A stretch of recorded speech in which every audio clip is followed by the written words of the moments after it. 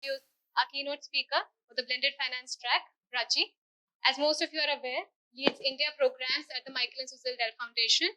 In her role at MSDF, she is responsible for strategy, deployment, and management of foundation's investments in India, especially towards education, livelihoods, and financial inclusion. Over to you, Prachi, to share your experience and insights on using blended finance as a tool for scalable impact.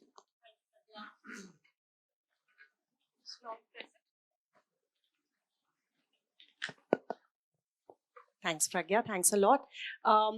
So before I start, it would be great for me to get a sense of the room. So can I just get a show of hands of people who are from philanthropic world, CSRs, foundations? All right, so that's roughly 30% of us. People from DFIs, the traditional impact investors, equity investors. All right, and social enterprises? Thank you. That's great. So on behalf of the Impact Investors Council, a very warm welcome to Prabhav. It's a long-standing institution itself in terms of raising and changing the way impact investing happens in India. This is the first time we are actually hosting a blended finance track, which goes to say something about how that space is changing in India. IIC has also launched, with support from USAID, the India Blended Finance Collaborative. We actually had the convening on the same a few months back in the same room. And all I was hoping for is that I don't see the same faces again. There can be the same faces, but there have to be more faces. So very delighted to have a different room, because that is what it will take to take blended finance to achieve its true potential. So let me start with a story. It's a story that we at Dell Foundation are very proud of. It's a story of a woman called Banu in Mumbai, who ran a salon. She's a single woman. She ran a salon, and she had, for many years, she had actually made do by just providing services in a salon, had enough savings, opened her salon just at the end of 2019. And guess what? 2020 hit, and she had to close her salon. She's a single woman with, who has to support her family. And all she had to was anxiety to deal with on how she will get by with life and continue from there. And she was, all of us have lived through that crisis of 2020. She was one of 75 million in 2020, which were thrown into this kind of a situation for a multitude of reasons. And I think that's the time when a lot of us woke up to blended finance, understanding that the magnitude of the problem that we are trying to solve in India is so large that no single funder or type of capital can actually plug those gaps. And while blended finance in the current form that it exists, and I'll come to a little bit of that, has existed for a period of time, but we did see a huge inflow of blended finance happening at that time when each one of us were trying to see, can we stretch every single penny, every single dollar, every single rupee that we have in order to make that impact happen on ground.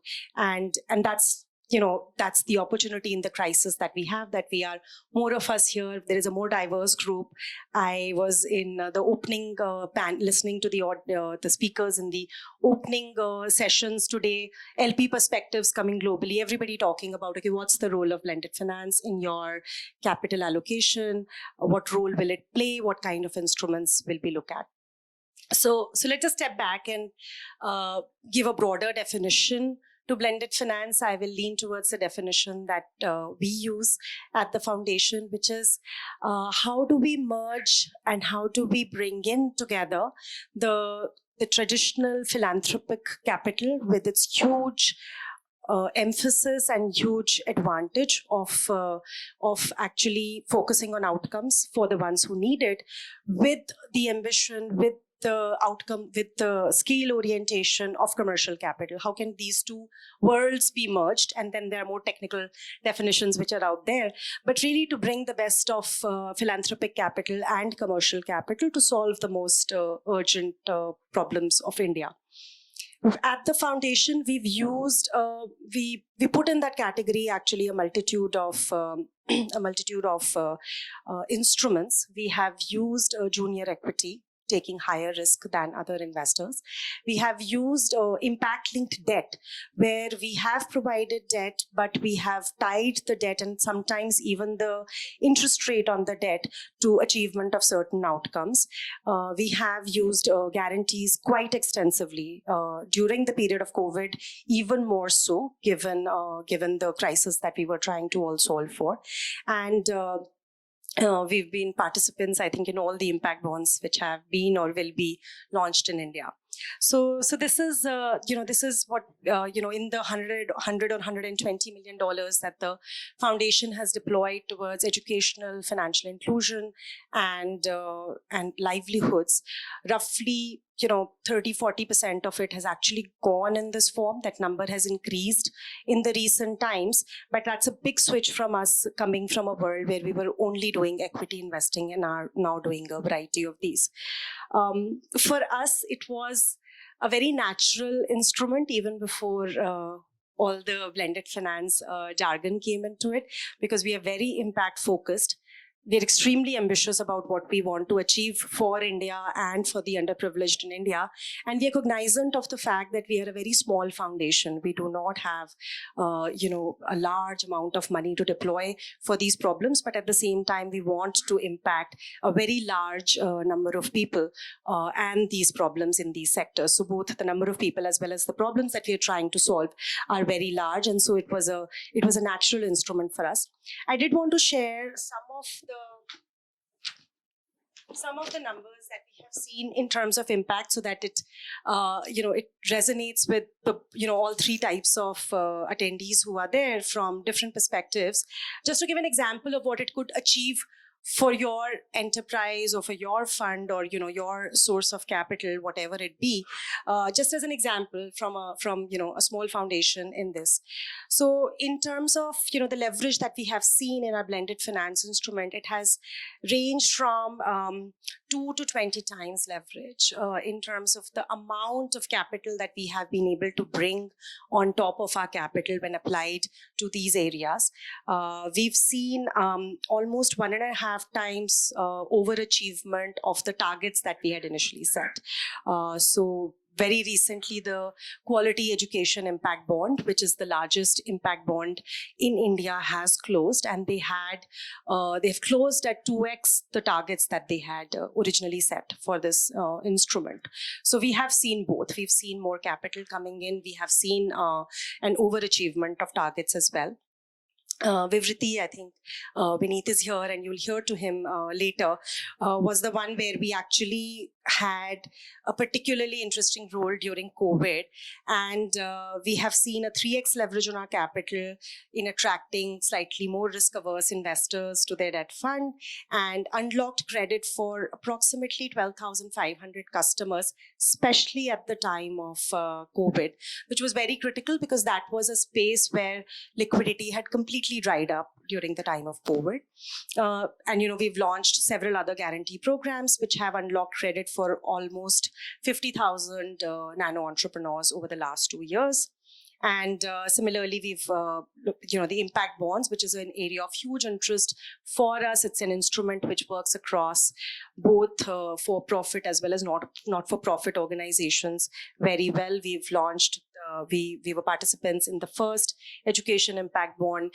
We've launched a skilling impact bond together with NSDC and British Asia Trust and a host of Indian impact investors and philanthropic organizations.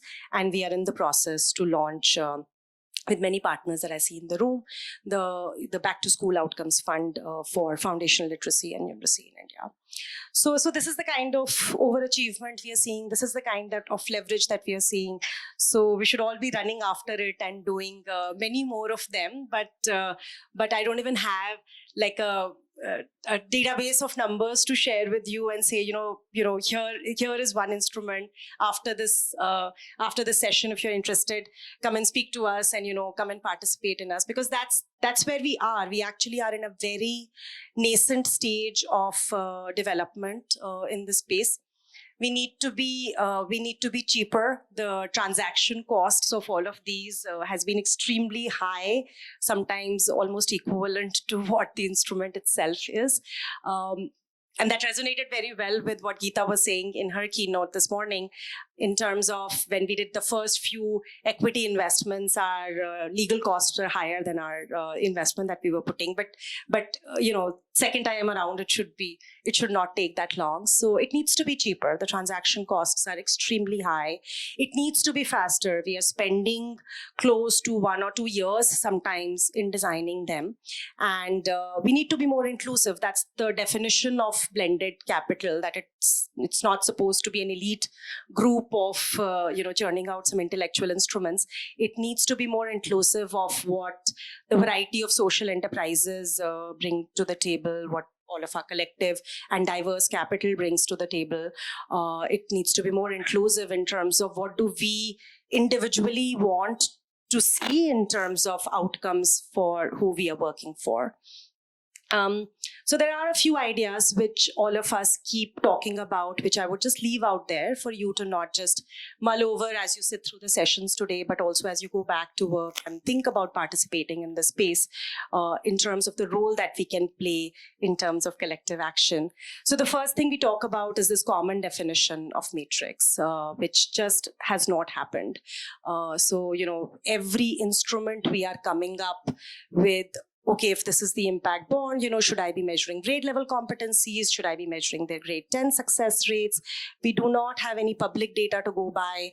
When we did the skilling impact bond, we spent a lot of time thinking, is it just getting the job, or it is about staying in the job, or is it about, the salary level that you're getting in that job? So there is substantial work to be done in terms of standardization of these metrics and, the role that all of us can collectively play. I personally feel that Niti Aayog has done a great amount of work, and many other government bodies have done a great amount of work in terms of putting out these indices. And to the extent we could use them and use standard definitions, we will move the space faster. So that's one thing that we should think about. The second is the templatization, or whatever we choose to call it. So I think IIC with the IBFC and USAID are doing this more as a knowledge management and dissemination effort, but anything that we can do to templatize some of these transactions as we are doing, try to standardize them, put them out there, will be a great thing for the sector. We do not have any intermediaries in the sector which actually increase the momentum, which increase the volume at which these, both the volume and the velocity at which these deals happen. But and I hope as the market develops, naturally some of those will emerge. But whatever we can put out there in terms of our standard templates and share them, please do talk to IBFC and IIC team and how you would like to contribute. And I think finally, we just, in terms of getting ready for when this happens, I don't think there is any doubt in any of our mind that blended finance will become one of the major types of capital being used in India for all the collective outcomes that we want to achieve for the underprivileged or for social equity in India. So I think as we move towards it, what we need to do individually to prepare, and especially for social enterprises, what do you need to do to prepare yourself for that time in terms of having your own your own outcomes history, being able to participate and be able to put yourself out there, and being able to give the confidence to a risk investor that you will be able to achieve those outcomes. I think that is where we need to start prepping ourselves so that the capital is less than the demonstrated impact of what it can achieve, and we are not looking at a dry pipeline which for this to happen. So these are some of the thoughts which I think will also come through subsequent panels and discussions. But to conclude, let me come back to the story of Bano that I had started with, which could have been which could have been a story which ended in her losing her enterprise, a parlor that she had set up for herself. It could have been a story of despair, but it actually became a story of hope because she got a new type of grant in her community. It's a returnable grant, which is just a moral contract that once I have, I need the money now, but once I have the money, I'll return it back to you. So she used that returnable grant within 6 months of the lockdowns, etc., ending. She could actually return it back. It was made possible by a blended finance platform called Revive. Priya is here, who's the founder of Revive. And 85% of the customers of Revive actually returned the grant that they had gotten, and there are so many more. There's so many more, millions of them who could have also benefited from it. So that's the potential, that's the hope, that's what we are here for. Please don't sit back and listen.